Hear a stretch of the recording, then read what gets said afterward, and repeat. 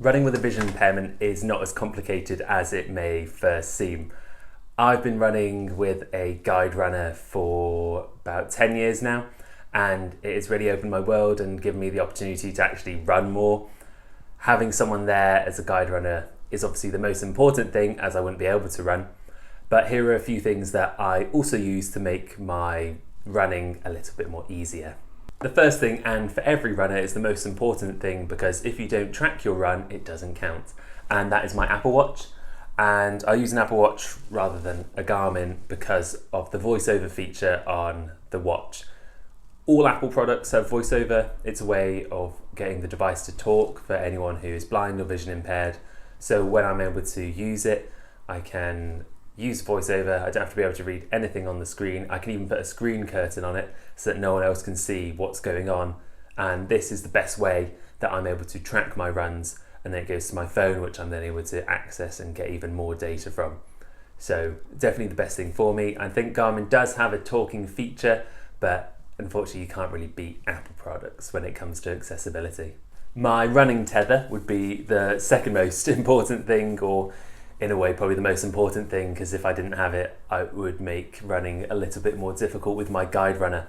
So with this, I hold one side, my guide runner holds the other, and it just gives me a bit of an indicator of what's going on. So my guide runner will be holding on to it, and as we're coming towards a corner, so if I'm on his right and we're turning left, there'll be more tension, so I'll know that I need to start moving right. As well as sort of the tactile information that I'm getting from the tether, my guide will also talk to me as well. But using this is more freeing than you think. Other vision impaired people don't really like using them and prefer to sort of run alongside someone, but I feel much more comfortable using this. I still have that freedom because I'm able to move my arms, and it's been fantastic, and I'll be using it for my upcoming marathon, so it's definitely going to be the most useful thing for me. With my vision impairment comes a general aversion towards bright lights, so I'll always have my cap and sunglasses. So currently got the sun gods, so these ones block out enough light so that it's not causing me to feel unwell or to get a headache. Lots of vision impairments mean that you have an aversion to bright light, and when you're running you want that to be a less mitigating factor, and whether it's my hat for when sun's above me or sunglasses for when it's just generally bright and I'm running by somewhere there's got lots of glare, having both options of the sunglasses and hat makes my life so much more easy and just generally more comfortable. A clear and obvious choice of mine is wearing a vision impaired runner top.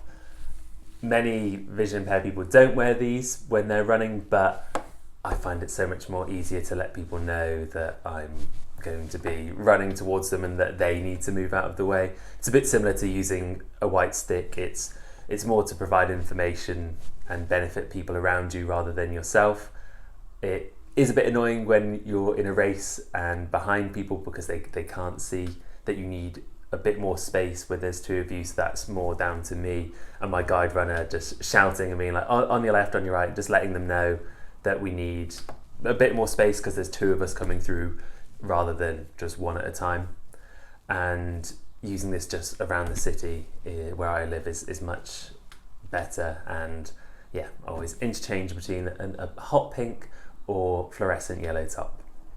Then of course the basics: trainers, socks, shorts of course. I also wear a whoop, and that gives me more information, but that's just because I really like the data and all the analysis that it gives me throughout the day. And when I'm doing my long runs, I have my running vest, my drinks, electrolytes, gels, and this is all the gear that I use as a vision impaired athlete when I'm running. If you'd like to find out more about what it's like to be a vision impaired athlete, if you like the video, comment anything that you're interested in, and I'll do my best to answer it. Cheers.